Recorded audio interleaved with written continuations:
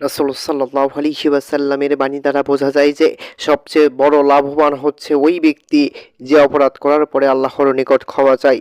ক্ষমা প্রার্থনা করা সবচেয়ে বড় ইবাদত। এতে আল্লাহ যত বেশি খুশি হন, অন্য কোনো ইবাদতে তিনি তত বেশি খুশি হন না।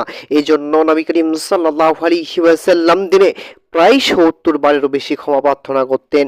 এই মর্মে হাদিসে এসেছে, আনাস রাদিয়াল্লাহু আনহু থেকে বর্ণিত, তিনি বলেন, রাসূল সাল্লাল্লাহু আলাইহি ওয়াসাল্লাম বলেছেন, প্রত্যেক আদম সন্তানই অপরাধী, উত্তম অপরাধী তারাই যারা তাওবা করে।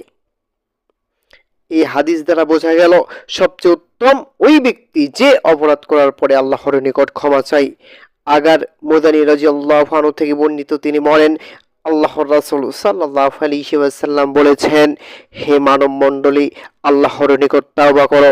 আমি দৈনিক ১০০ বার তার নিকট তাওবা করি। রাসূল সাল্লাল্লাহু আলাইহি ওয়াসাল্লাম এমন একজন নবী যার আগের ও পরের গুনাহ ক্ষমা করা হয়েছে, তা সত্ত্বেও তিনি দিনে ৭০ বারেরও বেশি আল্লাহর কাছে ক্ষমা চাইতেন। তাহলে আমাদের কতবার ক্ষমা চাওয়া প্রয়োজন তা বিবেচনা করা উচিত।